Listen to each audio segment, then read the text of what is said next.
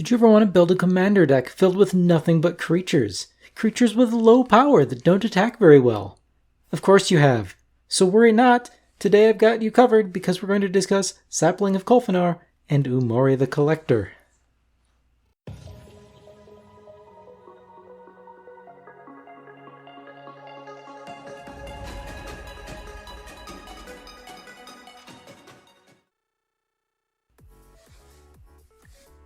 Welcome to the Commander's Beacon. I am Eric, and here we like to discuss unconventional commander decks and strategies. And today, let's talk about Colfenor. Not that Colfenor. The OG Sapling of Colfenor. You know, the one with only 150 or so decks on EDH Rec, most of which are Treefolk Tribal. And most of those that aren't Treefolk Tribal are Toughness Matters decks, but without the payoff of things like Doran the Siege Tower or Arcades the Strategist. So anyway, Sapling of Colfenor is a 2/5 Treefolk Shaman. It costs 5 mana, that's 3 and 2 Golgari hybrid mana. It has Indestructible, and whenever it attacks you reveal the top card of your library. If it's a creature card, you gain life equal to that card's toughness, lose life equal to its power, then put it into your hand. Now admittedly, if you wanted to play Treefolk Tribal before the new Colfenor came out, or is it the old Colfenor? Anyways, Sapling of Colfenor was probably the best Treefolk commander until fairly recently. And regardless, even if I make fun of Treefolk Tribal a little bit, and if you like it, play it anyways because that's what Commander is all about, so no offense intended. Now you may have guessed that this is not a Treefolk Tribal, or even really a Toughness Matters deck. But it is an all-creatures deck, because we're using a companion, Umori the Collector. Now, I'm not going to go into how companions work today, because I made a whole video about that. You can check that out here. I've been slowly working on building a deck with each companion, of which there are 8 that are legal in Commander. Now, Umori is a 4/5 ooze that costs 2 and 2 Golgari hybrid. As it enters the battlefield, you choose a card type, and spells you cast of that type cost 1 less to cast. And Umori's companion restriction is pretty severe. Each non-land card in your deck has to share a card type. That includes your commander, by the way. So in this deck, every single one of our non-land cards is a creature. And our reward for playing only creatures is basically a 7 mana ooze. Now remember, companions require that you pay 3 mana to take the card out of the companion zone, or wherever it is at the start of the game, to put it into your hand. And that 7 mana ooze gives you a 1 mana discount on all of your creature spells. So this is admittedly not great, but Umori is, in my opinion, one of the weakest, if not the weakest companion, so we'll have to live with it. But Umori does pair really well with Sapling of Colfenor. Now Umori limits you to playing only one card type, in this case creatures, and Sapling of Colfenor's ability basically draws you a card whenever it attacks if the top card of your library is a creature. So if your deck contains only creatures, then Sapling of Colfenor will have the greatest chance of actually drawing you a card, which you really want to do every single time it attacks. But in addition to pseudo drawing you a card when it attacks, Sapling of Colfenor's trigger also makes you gain, and lose, life, based on the revealed creature card's power and toughness. So let's get into this deck's contents, starting with some of our life gain synergies.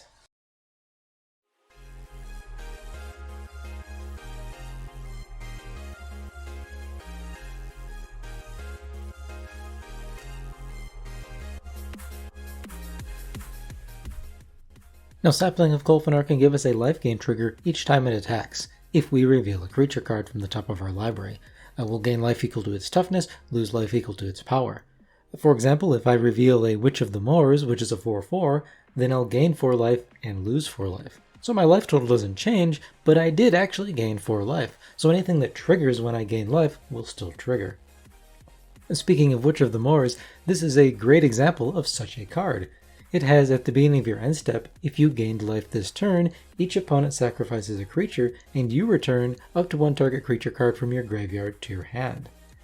Now with this deck, we're probably going to be gaining life every turn, so Witch of the Moors is really good. This is graveyard recursion, and it kills our opponent's creatures on every single one of your turns, for the most part. And that's really good, right? And we've got more graveyard recursion in Vane Witch Coven. This is a 3 mana vampire that has, whenever you gain life, you may pay black If you do, return target creature card from your graveyard to your hand. And we've got other life gain payoffs too. Blood Researcher and Bloodthirsty Aerialist each get a +1/+1 counter whenever you gain life, so they can get big very quickly. There are other creatures like these, but I chose to play these two specifically because they have evasion, so they're a little bit easier to get in for combat damage. Blood Researcher has Menace, and Bloodthirsty Aerialist has Flying. Marauding Blight Priest and Dina Soulsteeper also reward us for gaining life, because whenever we do so, each opponent loses 1 life. And we're going to be gaining life a lot in this deck, and not just from our commander. Dina Soulsteeper can also sacrifice creatures, which can be relevant too, but we'll talk about that later. Now these 2 creatures only drain our opponents for 1 life whenever we gain life, regardless of how much life we gained. But we do have some more potent effects like this. Defiant Bloodlord and Veto Thorn of the Duskrose each have, whenever you gain life, target opponent loses that much life. So these will only hit a single opponent at a time, but the more life we gain, the more that opponent will lose, which can be pretty brutal with Sapling of Colfenor's attack trigger gaining his life equal to the toughness of whatever creature card we reveal from the top of our library. Now we'll also use Sproutback Trudge, which is a beefy 9/7 with trample that costs 9 mana, but it costs X less to cast, where X is the amount of life you've gained this turn. And at the beginning of your end step, if you gain life this turn, you can cast Sproutback Trudge from your graveyard. So this is a simple recurable beater. Willow Dusk Essenseer is a 3-mana 3/3 that lets us pay 1 and tap it to put a number of +1/+1 counters on another target creature equal to the amount of life you've gained or lost this turn, whichever is greater. Now unfortunately you can only activate this ability at sorcery speed, but it will pump up your creatures over time, and most of our creatures start pretty small, so this is useful for making our creatures actually threatening in combat. Now we've got Valentin, Dean of the Vein. This is a 1-mana 1/1 with lifelink and menace, and it's also graveyard hate for our opponent's creatures. It also makes pest tokens, which gain us life when they die, so Valentin has a couple of ways to gain life for us. This is actually a really useful card.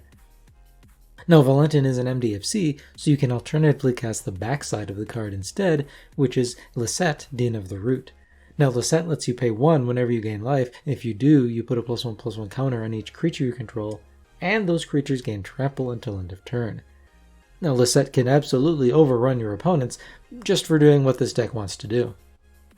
Another great overrun effect in this deck is Blossoming Bogbeast. It's 5-mana 3/3, and when it attacks you gain 2 life, then creatures you control get +X/+X and trample until end of turn, where X is the amount of life you've gained this turn. Now Blossoming Bogbeast's trigger will give your attacking creatures at least +2/+2 all on its own, but notice that its ability is an attack trigger. And so is Sapling of Colfenor's.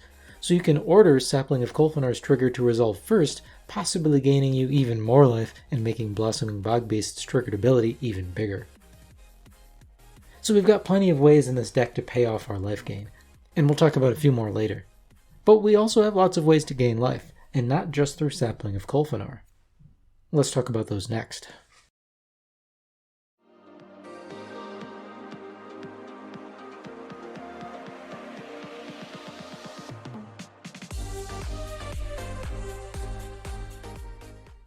Now with all of our life gain payoffs, we want lots of life gain triggers.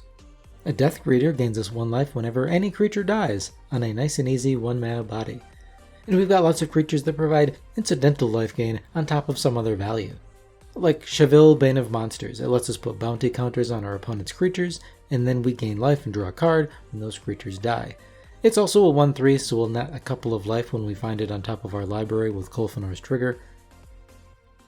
Scavenging Ooze and Deathrite Shaman are great graveyard hate, and they also gain us life when we exile creatures from graveyards with their abilities. Grey Merchant of Asphodel wins games and gains us life, no further justification necessary. And Guillaume Master Chef makes us food tokens for each non-creature that entered the battlefield under our control at the end of each of our turns. Now we can use those foods to gain life, or to give a creature indestructible until end of turn with Guillaume's activated ability. Of course, Sapling of Colfenor is already indestructible, but Guillaume Master Chef can protect our other creatures, and because our deck is all creatures, Guillaume will make a lot of food tokens. We'll use Noxious Gearhulk, it's a 5-mana 5/4 with an enters the battlefield effect that destroys a creature, and gains us life equal to that creature's toughness. And then there's Courser of Kruphix, which gains us 1 life whenever a land enters the battlefield under our control. Now, Courser of Kruphix also makes you play with the top card of your library revealed, and you can play lands from the top of your library. Now, as it turns out, knowing what's on top of your library is really helpful with Sapling of Colfenor's ability to ensure that you always get a creature card when it attacks. So Courser of Kruphix not only gains us life, it also helps us optimize our Sapling of Colfenor triggers. But we've got other ways to ascertain and even manipulate the top of our library. Let's talk about those next.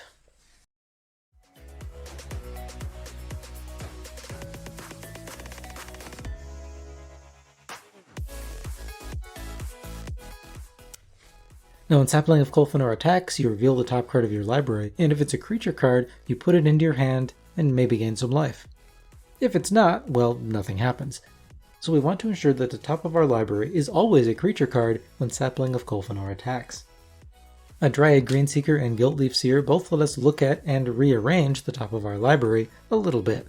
Dryad Greenseeker can tap to let you look at the top card of your library, and if it's a land, you can put it into your hand, which is where you want it because you don't want that land on top of your library when Sapling of Colfenor attacks. A Gilt-Leaf Seer lets you pay a green and tap it, and you get to look at the top 2 cards of your library and put them back in any order, which is perfect. Now we'll also play Isolated Watchtower. This is a land that lets you pay 2 and tap it to scry 1. So again, that scry 1 helps us set up the top of our library too. And you can reveal the top card of your library, and if you reveal a land this way, you put it onto the battlefield tapped. Do note though that you can only activate this ability if an opponent controls at least 2 more lands than you. And then there's Augur of Autumn. This is a fairly new one, and it lets you look at the top card of your library at any time. It also lets you play lands from the top of your library, which is perfect for clearing lands out of the way to increase the chance that Sapling of Colfenor finds a creature when it attacks. Now, Augur of Autumn also has Coven. If you have 3 or more creatures with different powers, and, well, this deck is all creatures, so unless there's a lot of board wipes going around, you probably will, well then Augur of Autumn also lets you cast creature spells from the top of your library. And of course, again, our deck is only creatures and lands, so Augur of Autumn is really awesome here. But perhaps one of our most potent top deck manipulation cards is Bruralizer Exarch. Now this one costs 6 mana, but it has a really great enters the battlefield effect. And when Bruralizer Exarch enters the battlefield, you choose 1. You either search your library for a creature card, reveal it, then shuffle your library and put that card on top of it, or you can put target non-creature permanent on the bottom of its owner's library. So we're obviously playing around with the first mode in this deck, letting you pick whatever utility creature you want out of your deck, put it on top of your library, then attack with Sapling of Colfenor and put it into your hand.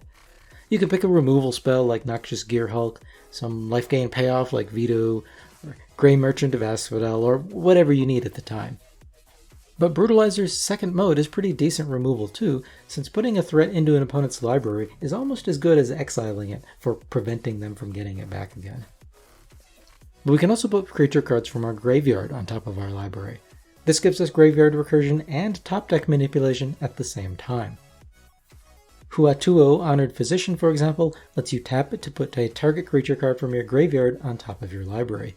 You can only activate this ability during your turn before attackers are declared, but to be fair, that's kind of when you want to use the ability anyways. Mortuary Mire does the same thing on a land. When it enters the battlefield, you can put a target creature card from your graveyard on top of your library. But let's talk about Golgari Thug. This card is kind of stupid. It's a 2-mana 1/1. When it dies, you get to put target creature card from your graveyard on top of your library. But it also has Dredge 4, so if you would draw a card, you can instead mill 4 and then put Golgari Thug into your hand from your graveyard. So Golgari Thug is graveyard recursion. It also helps fill your graveyard because it has Dredge, and it's also reusable, again because of that Dredge. And if you can sacrifice it, hint, we can, then you can get its death trigger over and over. And again, it helps set up Sapling of Colfenor to ensure that you've always got a creature on top of your library. And even better, exactly the creature you want. Well, from among creatures in your graveyard anyways. Now, as long as we're talking about graveyard recursion, I need to mention Genesis. This one doesn't set up the top of our library, but it does provide a lot of value over the course of the game. Genesis is a 5-mana 4/4, but if it's in your graveyard, at the beginning of your upkeep you can pay 2 and a green, and if you do, you return target creature card from your graveyard to your hand. So you get to recur whatever you want once per turn for the reasonably low cost of 3 mana and having Genesis in your graveyard. So with these cards like Golgari Thug, Mortuary Mire, Huatuo, and of course Vanewitch Coven and Witch of the Moors that we mentioned earlier, we have lots of ways to recover our creatures from the graveyard. And with our creatures like Gary to drain out our opponents, or Beanstalk Giant to ramp using the adventure side of the card, or Bruralizer Exarch to tutor practically anything out of our deck, to name just a few, we have plenty of creatures that like to be reused from the graveyard. But first we have to get them there. So we do use some sacrifice outlets. Viscera Seer and Woestrider, these are our classic free sacrifice outlets. They let us sacrifice creatures without paying any mana, and we get to scry 1 when we do. Scry 1 is generally not particularly great, but in this deck where we care about the top of our library, it's actually not too bad. And don't forget Dina Soulsteeper as well, which we already mentioned. She lets us pay 1 to sacrifice a creature, and she boosts her power when we do, though admittedly that power boost is fairly inconsequential in this particular deck. Now I'll also use Disciple of Gristlebrand and Bantu the Glorified. These both gain us life when we sacrifice a creature to them, but they cost some mana to activate. The Disciple of Gristlebrand costs 1 mana to activate, but when we sacrifice a creature to it, we gain life equal to that creature's toughness, which is perfect. Bantu the Glorified makes us pay 1 and a black in order to sacrifice a creature, but when we do, we scry 1. Again, that's great for us, and we also gain 1 life and our opponents lose 1 life. Bantu is also a 4/6 with Indestructible, so that's not bad. And then we have Fiend Artisan. This isn't a great sacrifice outlet, but it does technically let you sacrifice creatures. So you can pay X and black or green and tap it and sacrifice a creature to search your library for a creature with mana value X or less and put it onto the battlefield. But you can only activate this ability at sorcery speed.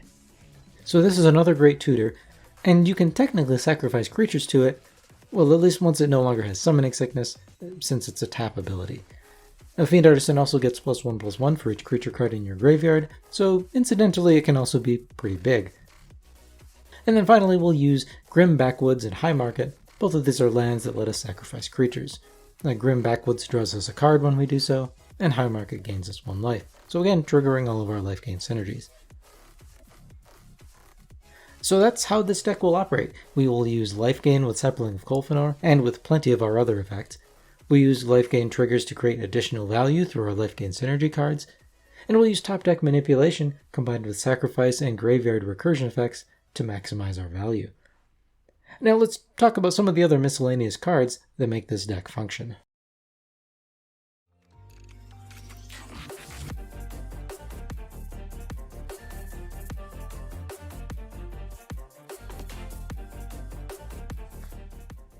Now, most of the creatures in this deck provide direct synergy with life gain effects, or, they're also ramp or card draw or removal, since we can only use creatures in this deck, so we have to use them for all of our deck functions.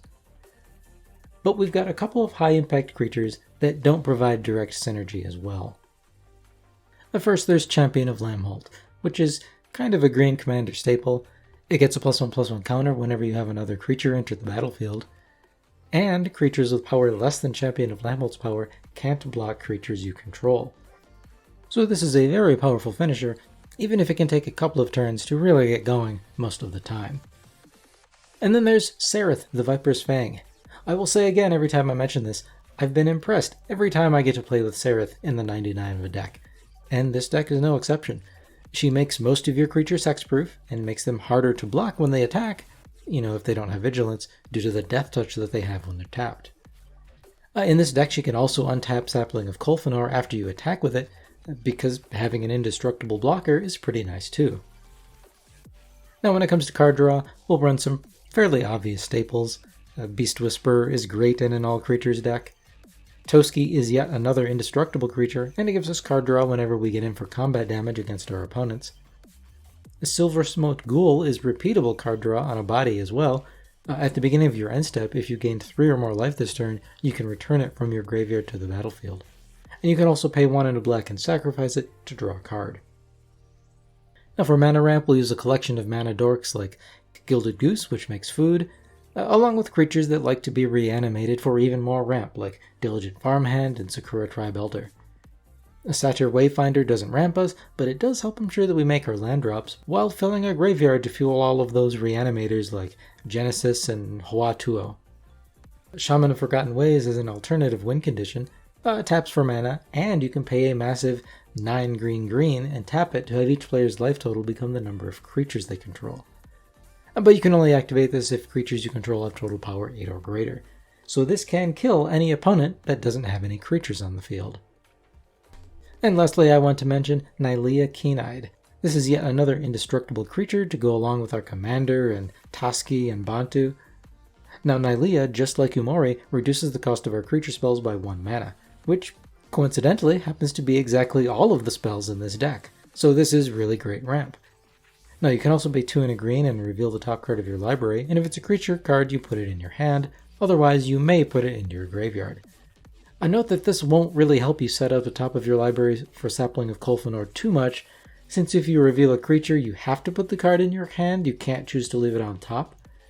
But if you reveal a land, at least you can get rid of that so you have a chance to get something better with Sapling of Colfenor's attack trigger. But even with all of that, Nylea's ability is basically pay 3 mana to draw a card most of the time, which is just fine as a mana sink. Now when it comes to removal, again, we're limited to using only creatures. I like Caustic Caterpillar and Outland Liberator since they can sit around waiting to be sacrificed to destroy an artifact or enchantment. Blacklands Paragon has Flash and can give itself Death Touch, so it's kind of instant speed removal against a non-flying creature that's attacking you. A Murderous Rider is always instant speed removal with the adventure side of the card. Ravenous Chupacabra and Shriekmaw are ETB removal effects on a body. Bane of Progress is a board wipe for our opponent's artifacts and enchantments. Well, ours too, but we have very few artifacts and enchantments in this deck. And a Massacre Worm is a board wipe for our opponent's small creatures, and a possible win condition since it causes our opponents to lose 2 life whenever a creature they control dies.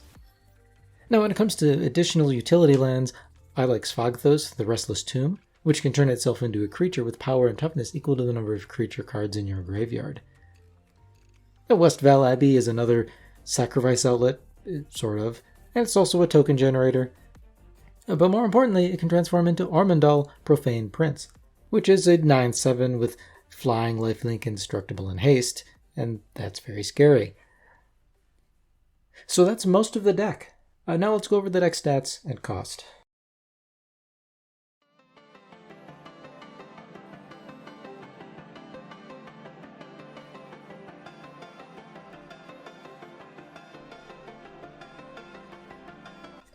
This Sapling of Colfenor and Umori deck has an average mana value of 3.14. We have 16 cards that can gain us life, not counting our commander. Some of these are repeatable, like Death Greeter, while others may only do it once or are conditional, like Noxious Gearhulk. We have 11 cards that reward us for gaining life, like Sproutback Trudge or Dina Soulsteeper. We also have 8 cards that help us set up the top of our library. Some of these rearrange our library, like Dryad Greenseeker, while others let us recur creatures from our graveyard to the top of our library, like Hoatuo.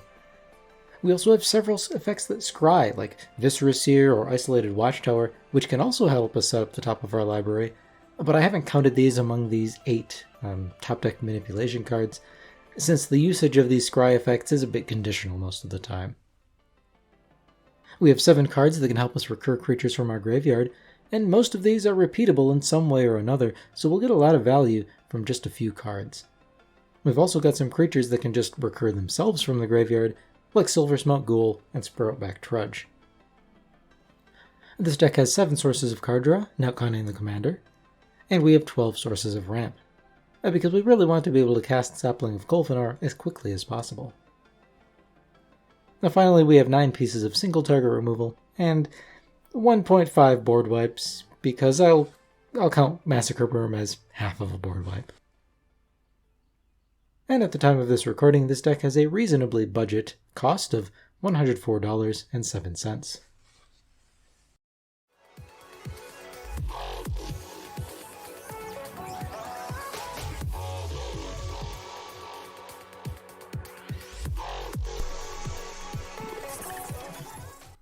So that's Sapling of Colfenor with Umori as the companion. Again, with this deck we're really trying to squeeze as much value as we can from the sapling. By using only creatures in this deck, our commander's on-attack trigger will be as likely as it can be to reveal a creature card, giving us essentially card draw and life gain. And we're also using other life gain synergies to get as much value from our commander's trigger as possible. Now this is also a pretty grindy deck. Most of our creatures are not haymakers in combat, but they provide some sort of utility or value. This deck's wins will mostly come from draining effects on creatures like Dina Soulsteeper or Vito Thorn of the Duskrose. Though we do have a couple of go-wide overrun effects in things like Champion of Lambholt, Blossoming Bogbeast, and Lisette Dean of the Root. Now while a lot of board wipes and graveyard hate can hurt this deck, we do still get a lot of resilience just from the sheer number of creatures that we're running. As long as you have enough card draw on the battlefield, you won't really run into any issues with overextending, since literally every single non-land card that you draw will be another creature that you can deploy.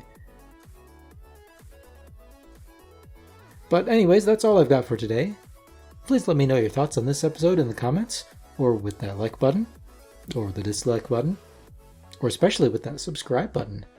And definitely let me know in the comments if there are any commanders or strategies that you'd like to see made into future deck techs, especially unconventional ones. But thank you for watching, and we'll see you next time.